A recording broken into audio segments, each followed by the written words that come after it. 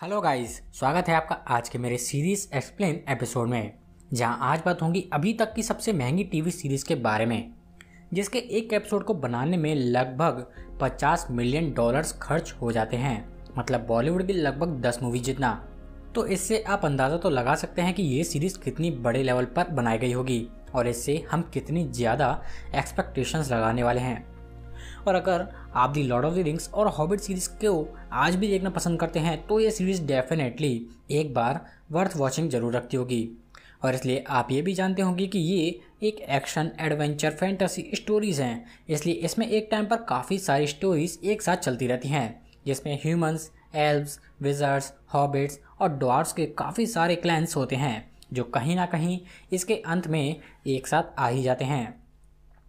अगर इस सीरीज़ के अर्ली रिएक्शंस को देखें तो इसे इसके विजुअल्स और बैकग्राउंड म्यूजिक के लिए काफ़ी अच्छी रेटिंग्स दी गई थी। हालांकि इसकी पेस को लेकर काफ़ी सारे क्रिटिक्स ने इसे क्रिटिसाइज़ भी किया था, जिससे मैं पूरी तरह एग्री भी करता हूँ। तो गाइस चलिए आगे बढ़ते हैं, लेकिन आगे बढ़ने से पहले मैं आपको इसकी टाइमलाइन समझा देता हूँ, जिसे लेकर काफ़ी सारे व्यूअर्स अभी भी परेशान हैं। तो गाइज ये series the Lord of the rings और हॉबिट ट्रायोलॉजी की एक प्रीक्वल सीरीज़ है, जो इन दोनों ही ट्रायोलॉजीज से काफ़ी पहले ही एग्जिस्ट करती है। अगर सोर्सेज की माने तो ये सीरीज़ मिडल अर्थ में सेकंड एज के टाइम एग्जिस्ट करती है, जबकि Lord of the Rings third age के एंड में एग्जिस्ट करती है। जिसके अकॉर्डिंग अगर मोटा मोटा हिसाब भी लगाएं तो रिंग्स ऑफ पावर और लॉर्ड ऑफ द रिंग्स के बीच अप्रॉक्सीमेटली 3500 सालों का स्पैन बचा हो सकता है, जिसमें यह सीरीज़ कहीं भी एग्जिस्ट कर सकती है।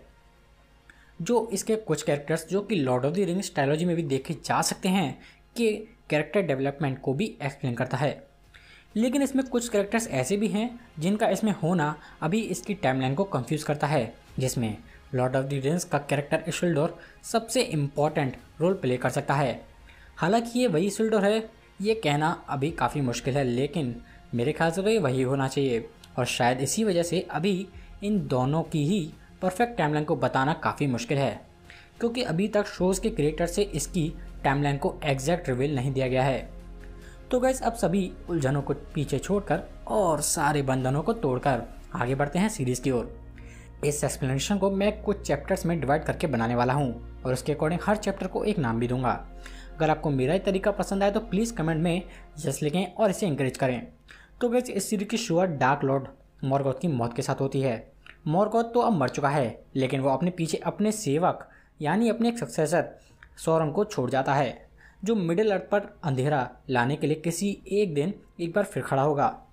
मॉर्गोथ को जाने के बाद सौरन काफ़ी कमज़ोर हो जाता है और इधर उधर छुपकर भागना शुरू कर देता है, लेकिन कोई भी दुश्मन हमेशा कमज़ोर नहीं रहता है, और यही सोचकर एल्व्स अपने एक ग्रुप को सौरन को ढूंढने का काम दे देते हैं, जिसमें इस सीरीज़ की सबसे मेन कैरेक्टर गैलेड्रियल का भाई भी होता है। अब सौरन को ढूंढना और उसे मारना इतना तो आसान होने नहीं वाला था, बस फिर क्या था, इस खोज में गैलेड्रियल का भाई फिनरोड मारा जाता है, जिसके बाद गैलेड्रियल सौरन को ढूंढकर किसी भी हालत में मारने का प्रण ले लेती है। अब गाइज प्रण लिया है तो निभाना तो पड़ेगा, बस इसी चक्कर में वो भी अपनी एक टोली लेकर सौरन को ढूंढने निकल पड़ती है। काफ़ी सालों की खोज के बाद भी उसके हाथ कुछ नहीं लगता है, जिसकी वजह से इस खोज को बंद कर दिया जाता है, लेकिन अपने इस डेडिकेशन के लिए गैलेड्रियल और उसकी पूरी की पूरी स्क्वाड को वेलिनोर भेजने का डिसीजन लिया जाता है।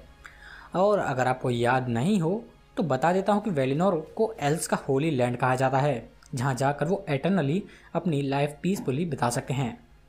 हालांकि गैलेड्रियल को अभी भी पूरा यकीन था कि सौरन अभी भी जिंदा है और फिर कभी मिडिल अर्थ पर अंधकार फैलाने के लिए सही वक्त का इंतज़ार कर रहा है। इसीलिए अपनी इसी यकीन पर भरोसा करते हुए गैलेड्रियल वेलिनोर जाने वाले शिप से कूद जाती है, जिसका मतलब अब वो फिर कभी भी एटर्नल लाइफ के लिए वेलिनोर नहीं जा सकती थी। इस चैप्टर का नाम मैंने द बिगनिंग ऑफ गैलेड्रियल्स क्वेस्ट रखा है, क्योंकि इसके बाद ही गैलेड्रियल की असली स्टोरी शुरू होने वाली है। और इस तरह यहाँ मेरे एक्सप्लेनेशन के अकॉर्डिंग सीरीज़ का एक चैप्टर ख़त्म हो जाता है। हालांकि इसी टाइम मिडिल अर्थ पर काफ़ी कुछ चल रहा था। तो गाइस अब आते हैं सीरीज़ के दूसरे चैप्टर दी वेस्टलैंड्स की ओर। ये चैप्टर मिडिल अर्थ के साउथलैंड्स को एक्सप्लोर करता है। अगर स्टोरी लाइन के अकॉर्डिंग देखें तो ऐसा बताया गया है कि साउथलैंड्स वो जगह है जहाँ के काफ़ी सारे लोग मॉर्गोथ के एलाइज हुए करते थे, और इसलिए मॉर्गोथ के मारे जाने के बाद भी एल्व्स हमेशा इन गांव वालों के ऊपर नज़र रखते हैं। हालांकि इस निगरानी के बीच एक एल्व्स वॉचर एरोंडीर की आंख यहाँ की एक हीलर ब्रॉइन से लड़ जाती है और इसी तरह एक दिन टहलते हुए मौज मस्ती में उन दोनों को पता चलता है कि उनका पड़ोसी गांव ऑक्स ने जलाकर खाक कर दिया है। ये सब देखकर एरोंडीर ब्रॉइन को वापस भेज देता है और खुद उस जले हुए गांव की ओर बढ़ जाता है जहां उसे काफ़ी सारी टनल्स देखने को मिलती हैं। एरोंडीर ऑक्स के ठिकाने का पता लगाने के लिए उन टनल्स में चला जाता है जहां कुछ आगे बढ़ने के बाद ऑक्स उसे पकड़कर अपना बंदी बना लेते हैं। दूसरी ओर इस कहानी में ब्रॉइन का एक बेटा है थियो, जो उस समय अपने गांव में ही मौजूद होता है और उसे वहां दफन एक बॉक्स मिलता है। इस बॉक्स के अंदर एक ऐसा आर्टिफैक्ट या यूँ कहें वेपन था जो इस सीरीज़ के अकॉर्डिंग काफ़ी इंपॉर्टेंट होने वाला था। ये आर्टिफैक्ट एक तरह की थी जिसका इस्तेमाल सौरन की तबाही को स्टार्ट करने में किया जाने वाला था। आर्टिफैक्ट के मिलने के कुछ टाइम बाद ब्रॉइन और थियो पर एक और हमला भी कर देता है, जिसे मारकर ब्रॉइन उसके हेड को गांव वालों को सौंप देती है ताकि सभी गांव वाले आने वाले खतरे को समझते हुए अपनी सेफ्टी के लिए एलन वॉच टावर जाने के लिए मान सकें, और ऐसा होता भी है।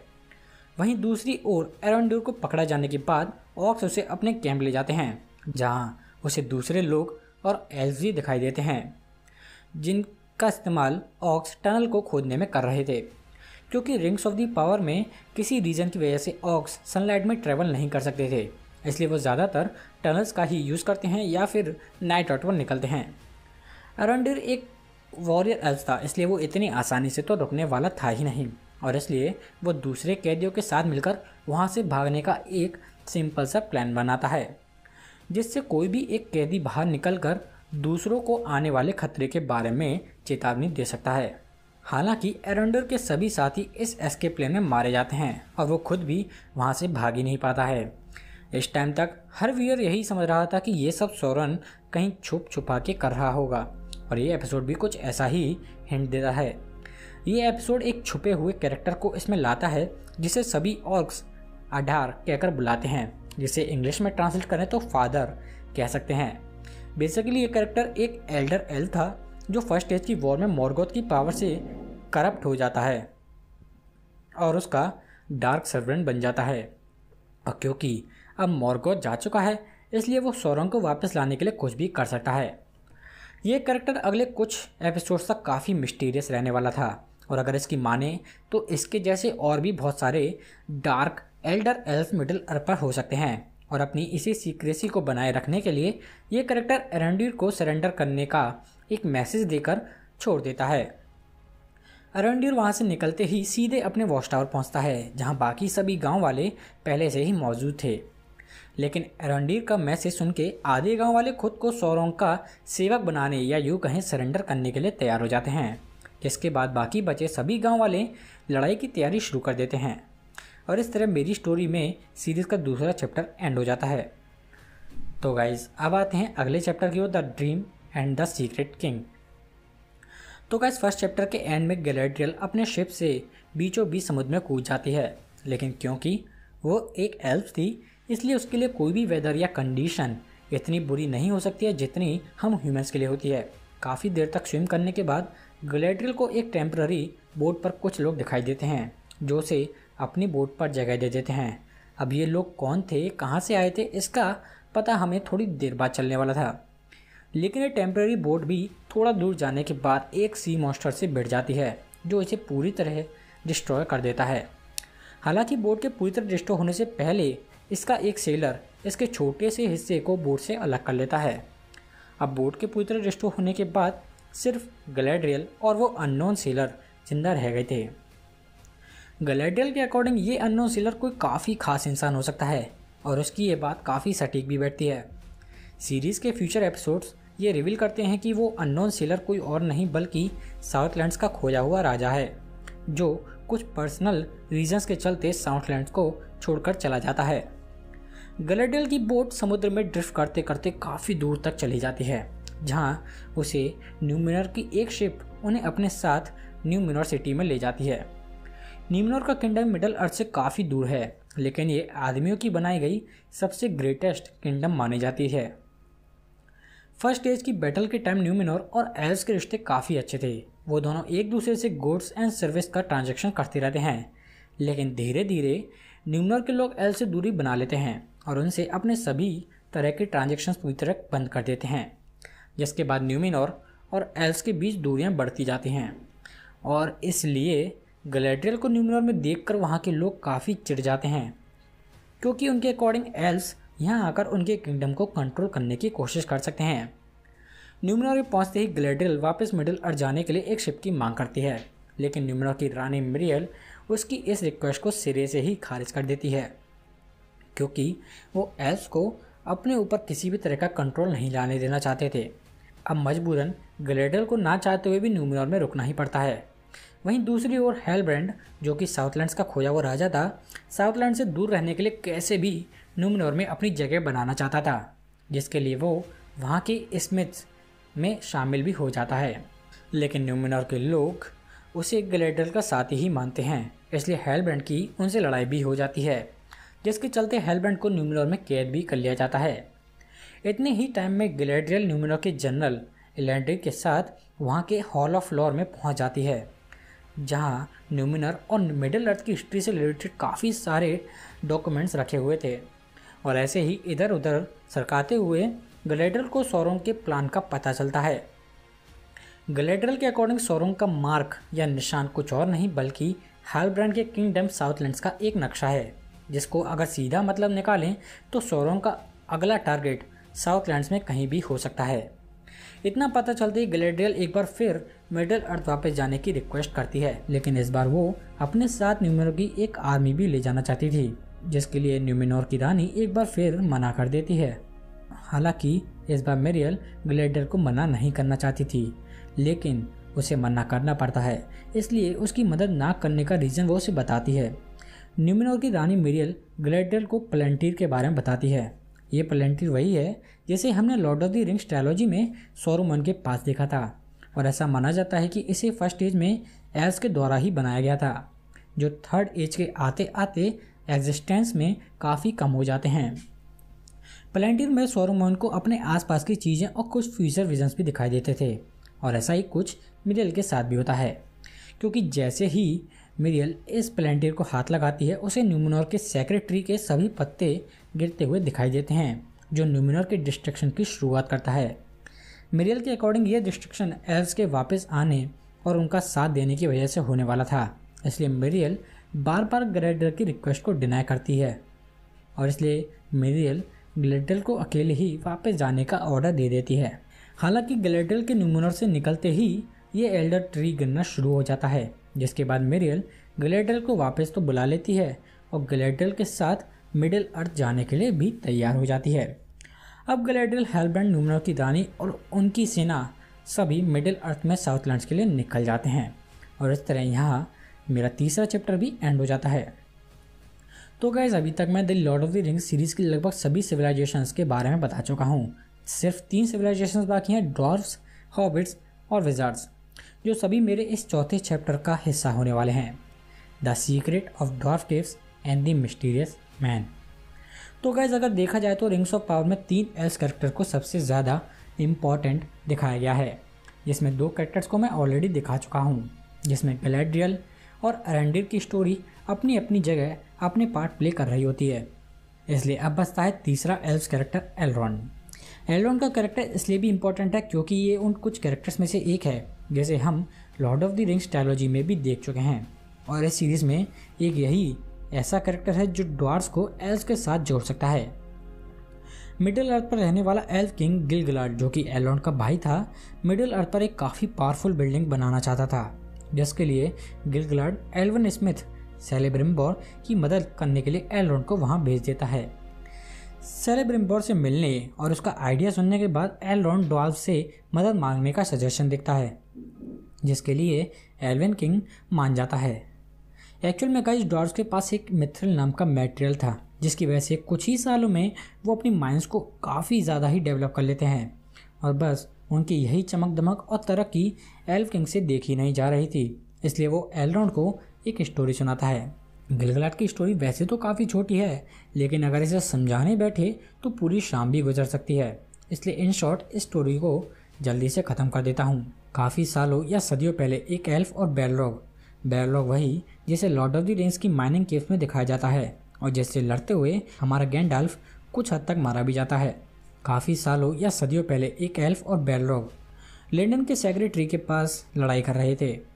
ये ट्री ड्रॉट्स की केव्स यानी मिस्टी माउंटेन्स के ऊपर थी, जिस पर लड़ते हुए वो एल्फ अपनी लाइट कंजर्व रखने के लिए इस ट्री को दे देता है और वही लाइट इस मटेरियल यानी मिथ्रिल में दिखाई देती है। और गिलगाड के अकॉर्डिंग मिडल अर्थ के एल्फ धीरे धीरे अपनी एटर्नल लाइफ खोते जा रहे हैं, इसलिए उनके एग्जिस्टेंस को बनाए रखने के लिए उन्हें इस मिथ्रिल की ज़रूरत पड़ने वाली है। अब गाइस एलोन अपने दोस्त ड्यूरिन द फोर्थ को ये बात बता देता है।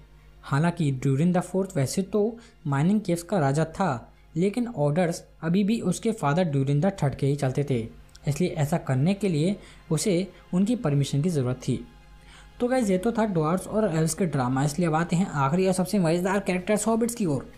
अब गाइस हॉबिट्स वैसे तो काफ़ी चुपचाप और छुप कर रहने वाले लोग हैं, लेकिन हर स्टोरी में एक या दो हॉबिट्स कोई ना कोई कांड करने में लगे ही रहते हैं।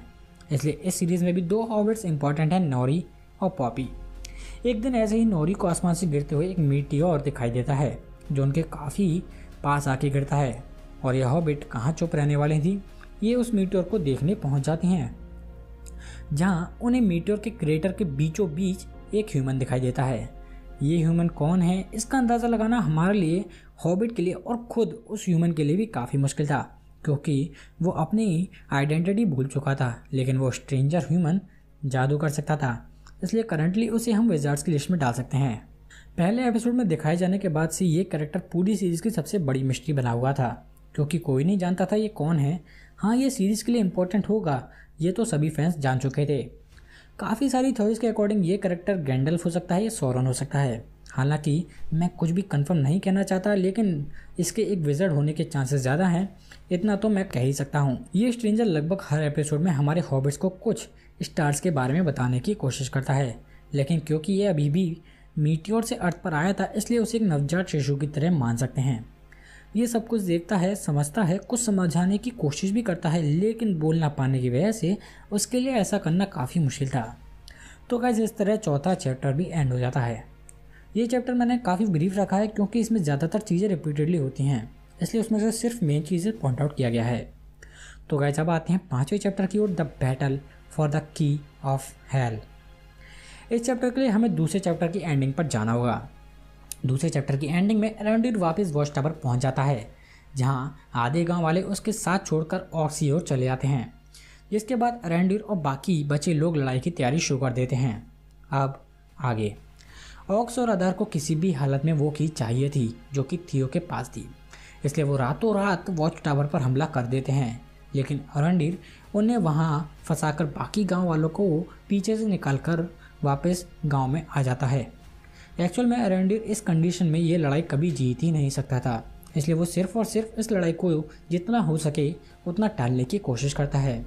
इसलिए उसका मेन मोटिव लड़ाई को सुबह तक जारी रखना था, क्योंकि वो जानता था ऑक्स सनलाइट में ज़्यादा कुछ नहीं कर पाएंगे। जैसे तैसे अरेंडीर और गांव वाले अपनी लड़ाई का पहला फेज जीत जाते हैं, लेकिन एक्चुअल में वो यहाँ अपने ही दुश्मन गांव वालों को मार देते हैं, जिसके बाद ऑक्स अपनी असली लड़ाई शुरू करते हैं। ऑक्स के अकॉर्डिंग इस लड़ाई का असली मोटिव सिर्फ और सिर्फ उस की को कैप्चर करना था, जिसके लिए वो किसी भी हद तक जा सकते थे। और अरेंडीर सुबह होने तक ये लड़ाई हार जाता है और की एडार के पास चली जाती है, लेकिन उसी टाइम जस्ट उसी टाइम गैलेड्रियल मिनोमर की सेना के साथ वहां पहुंच जाती है। इन्होंने वक्त बदल दिया, जज्बात बदल दिए, जिंदगी बदल। मौसम बदलना अभी बाकी था, जिसके लिए आपको कुछ सेकंड्स और वेट करना होगा। गैलेड्रियल मिनोमर की सेना सभी ऑक्स को मार देती है, लेकिन उनका लीडर अडार वहां से भाग जाता है। इस टाइम तक सभी को लगता है कि की उसके पास है, इसलिए गैलेड्रियल और हेलब्रांड अदर के पीछे चले जाते हैं, जहां वो उसे पकड़ भी लेते हैं। मतलब ओवरऑल हम लोग जीत चुके थे, लेकिन और अभी तो रुको, क्लाइमैक्स अभी बाकी। एक्चुअल में अडार नूमनोर के वहां आने से पहले ही की एक गांव वालों को देकर वहां से भगा देता है, जो उस की को सीक्रेट पैसेज में लगा देता है। बस फिर क्या, मौसम तो इसके बाद बदलना ही था और जज्बात बदलना अभी बाकी था। इस पैसेज के खुलते ही डैम का सारा पानी ऑक्स की बनाई हुई टनल से निकलकर इनएक्टिव वोल्केनो में गिर जाता है और वो वोल्केनो एक्टिव हो जाता है। जिसके बाद हालात, जज्बात और मौसम सब बदल जाता है। सभी लोग इधर उधर भागना शुरू कर देते हैं, लेकिन गैलेड्रियल वहीं की वहीं खड़ी रहती है, क्योंकि उसे पता था कि असली जंग की शुरुआत तो अब होने वाली है। और यहाँ हमारे 5वें चैप्टर का भी एंड हो जाता है। अगर सच बताऊँ तो ये वोल्केनो वाले सीन को देखकर मुझे लॉर्ड ऑफ द रिंग्स के वोल्केनो की याद आ जाती है, जिसके पास सोरोन का हाई टावर और आँख दिखाई जाती है। और ऐसा ही कुछ आगे होना भी वाला था। और वैसे भी इतना तो हम जानते हैं कि ये कंप्लीट सीरीज़ मैक्सिमम उन रिंग्स के ओरिजिन या सोरोन की उंगली से उन रिंग्स के अलग होने तक की स्टोरी को इसमें दिखा सकती है, जिसमें उसका एम्पायर की शुरुआत अब हो चुकी थी। और इसलिए अब आता है 6 chapter the red zone Mordor. Volcano के साथ सब कुछ डिस्ट्रॉय करने के बाद जब गैलेड्रियल को होश आता है तो चारों ओर बस आग और एशेस ही दिखाई दे रहे थे, जिसकी वजह से इसका अंदाज़ा लगाना काफ़ी मुश्किल था कि कौन जिंदा है और कौन मर चुका है। इसलिए जैसे ही गैलेड्रियल को थियो की आवाज़ आती है वो उसे लेकर वहाँ से निकल जाती है, जिसके बाद बाकी लोग एक एक करके उठने लगते हैं और बाकी बचे लोगों को बचाने की कोशिश करते हैं। अभी तक हमें न्यूमेनोर की रानी मिरियल, इसिल्डोर, एलेंडिल और कुछ बाकी लोग जिंदा दिखाए गए थे। सभी लोग जितने हो सकें उतने लोगों को बचाने की कोशिश कर रहे थे। और ऐसे ही लोगों को बचाने के दौरान इसिल्डोर और रानी मिरियल एक जले हुए घर में घुस जाते हैं। वो दोनों वहाँ से लोगों को तो निकाल देते हैं, लेकिन अब उनके लिए खुद को बचाना और भी ज़्यादा मुश्किल हो गया था और वो घर भी बस गिरने ही वाला था। काफ़ी कोशिश करने के बाद रानी मिरियल घर से बाहर तो आ जाती हैं, लेकिन इस बीच उनकी आंखें पूरी तरह जल जाती हैं और उन्हें दिखना बंद हो जाता है। और दूसरी ओर इसिल्डोर उस घर के नीचे दब के मर जाता है। लेकिन गाइस, ऐसा मैं नहीं कह रहा, ऐसा सीरीज़ के क्रिएटर्स न्यूमेनोर के लोगों को दिखाना चाहते हैं, क्योंकि इतना तो कंफर्म है कि इसिल्डोर को अभी मारना नामुमकिन है, वरना नहीं तो वो सोरोन से लड़ाई कैसे करेगा। अब सभी बची हुई लोग रेड जोन से बाहर निकलकर अपने कैंप में पहुंच जाते हैं, जो कि रेड जोन से बाहर बनाया गया था। अब यहाँ हमें हेलब्रांड, एरोंडिर और ब्रॉयन भी देखने को मिलते हैं। मतलब ओवरऑल देखा जाए तो सीरीज़ के सभी मेन कैरेक्टर्स अभी भी जिंदा थे, सिर्फ कुछ साइड रोल्स को ही मारा गया था। सभी लोगों के वापस कैंप आने के बाद न्यूमेनोर की रानी वापस अपने घर जाने के लिए तैयार थी, लेकिन इस बार वो गैलेड्रियल को वापस ज़रूर आने का वादा करती है। इस वोल्केनो का असर काफ़ी दूर तक देखा जा सकता था, इतना दूर कि अपना घर छोड़ चुके हॉबिट्स भी इससे ज़्यादा दूर नहीं थे। ये वाले हॉबिट्स या यूं कहें हार्फवुड्स एक तरह से छुप के रहने वाले बंजारे थे, जो एक डेफिनेट टाइम के बाद अपना ठिकाना बदल देते हैं।